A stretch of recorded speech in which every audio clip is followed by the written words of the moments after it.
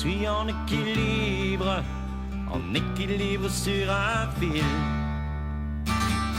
Me voilà en équilibre sur un fil. Je ne vais pas tomber, j'ai décidé de ne pas tomber.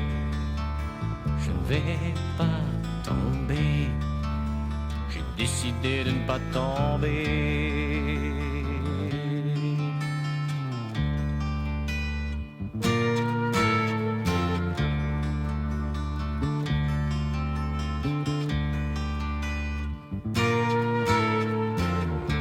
Je suis en équilibre sur la...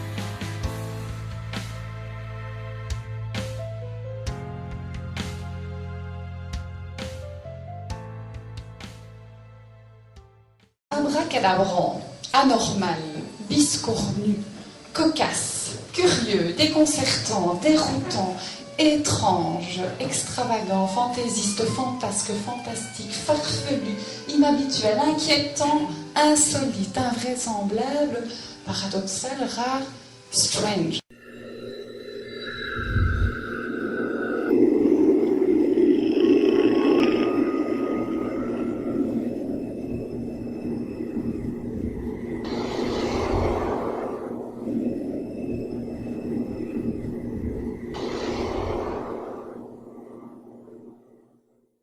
L'homme était assis à quelques rangées à peine de sa famille, de ses amis et de ses relations.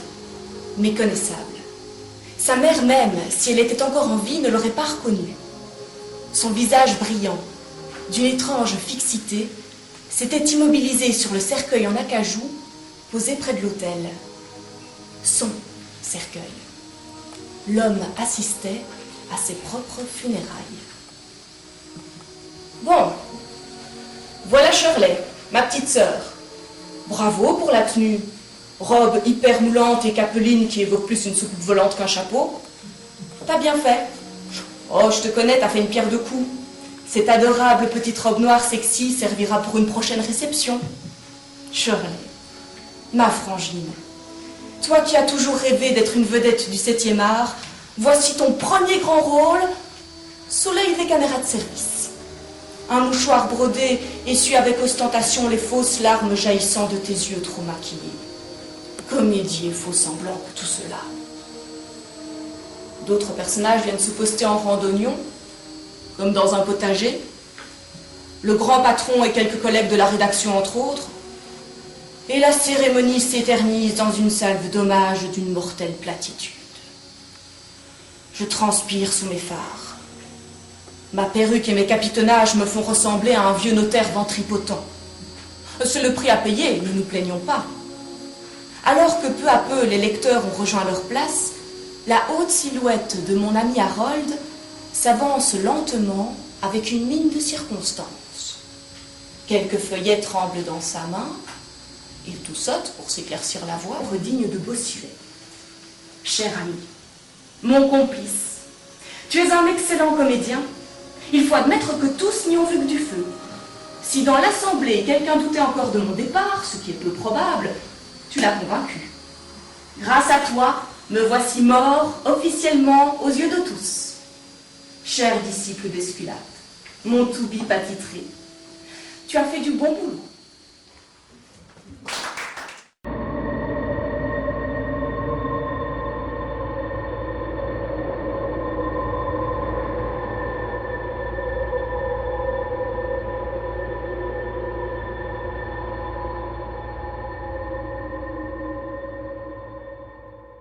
La nuit tombait lorsque je parvins à un pont-levis en bois, unique entrée du village.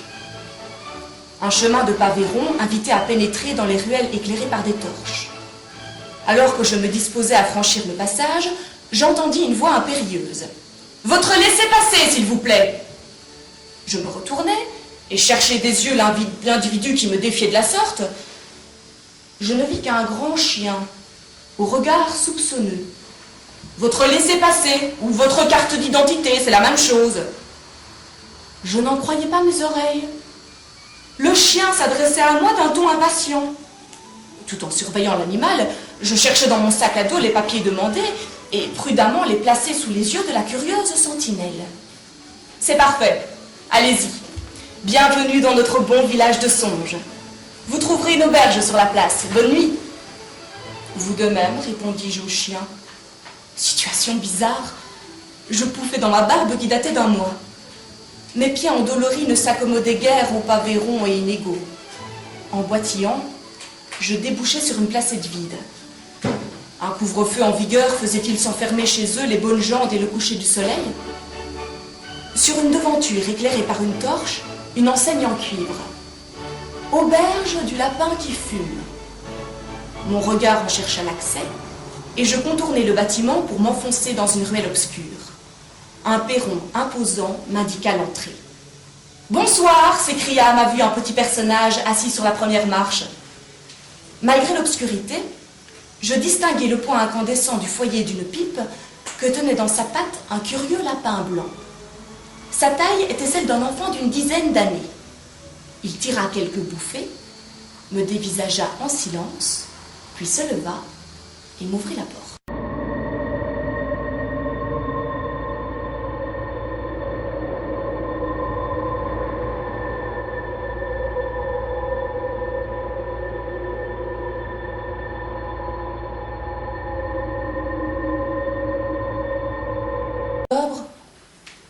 Hortense s'éveilla avec les traits de ses 20 ans.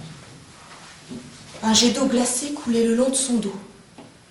L'horrible chose qu'elle commençait à oublier se manifestait une fois de plus. Elle se sentait attaquée de l'intérieur, rongée, dissoute. Dans la pratique, 30 ou 20 ans ne faisaient pas la différence. Un coup de jeune, tout simplement. Mais soudain, la question se posa d'elle-même, insistante, lancinante. Quel âge aurait-elle lorsque se terminerait l'affreux compte à rebours? Déjà, elle imaginait le pire. Qui prendrait soin d'elle si d'aventure elle redevenait un petit enfant ou un bébé? Elle n'osait y songer. Années 20, années folles, le charleston, les robes sacs, les longs sautoirs et l'indispensable inutile rendaient la vie agréable. Toutes les filles se faisaient couper les cheveux à la garçonne. Jeunesse éphémère qui bousculait convenances et traditions. Affirmait le rôle de la femme dans la société avec ses suffragettes agressives qui réclamaient à haut cri l'égalité des sexes. Déjà, eh oui, Hortense les ignorait, faisait la fête. Son visage de poupée attirait le regard des hommes. Un seul avait su captiver l'intérêt de cette jeune élégante au collier de perles qui aimait danser. Elle était bien de son époque. L'entre-deux-guerres avec ses exubérances, l'industrialisation, la confiance en l'avenir et l'amour de sa vie. Fernand Malraux, voulez-vous prendre pour épouse Hortense Le Tournel que voici? Oui, oui, vite, que l'on se passe la bague au doigt, vite! La vie a deux, si belle, si neuve, avec ses engagements et ses promesses. Le bonheur était à portée de main. Il ne fallait pas qu'il s'envole sous votre nez. Depuis longtemps, Hortense avait banni le mot vite de son vocabulaire. Vite. La jeunesse passée, comme du sable qui coule entre les doigts. Et l'existence à deux, pas toujours rose. La peur pour l'emploi, les bons moments et les tragédies, les deuils, le deuil, Rosette.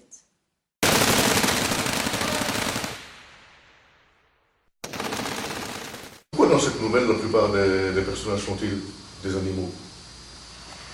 Eh bien, je peux dire, comment dire, comment je vais expliquer ça parce que ce sont des questions pièges. Rien n'a été préparé, je vous signale.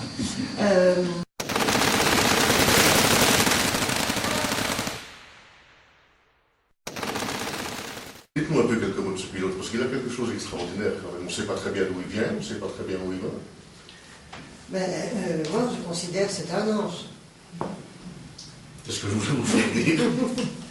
Et de quel sexe était-il? Pardon? Et de quel sexe? Homme. Forcément, il y a que les hommes qui peuvent être des anges.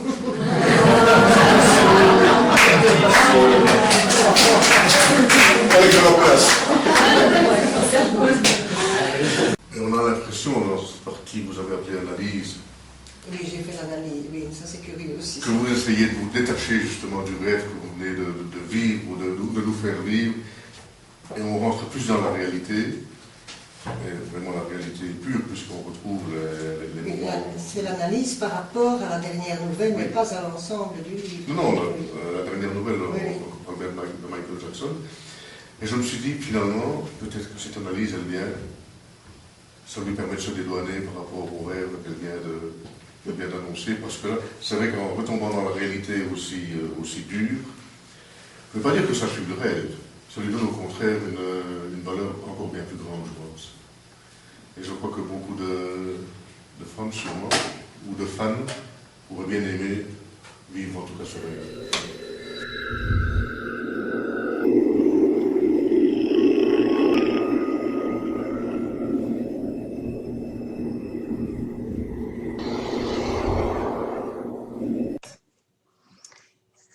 Eh bien voilà, j'espère que ce petit film vous aura plu.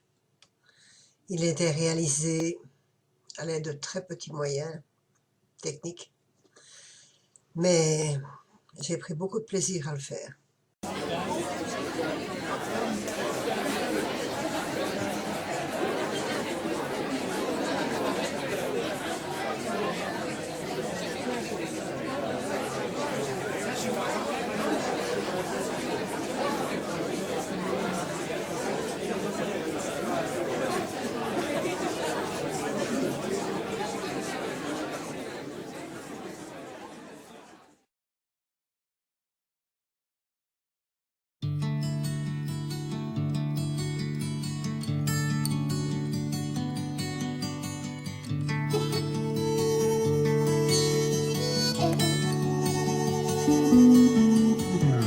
Je voudrais retenir le temps qui passe, ces journées où je ramasse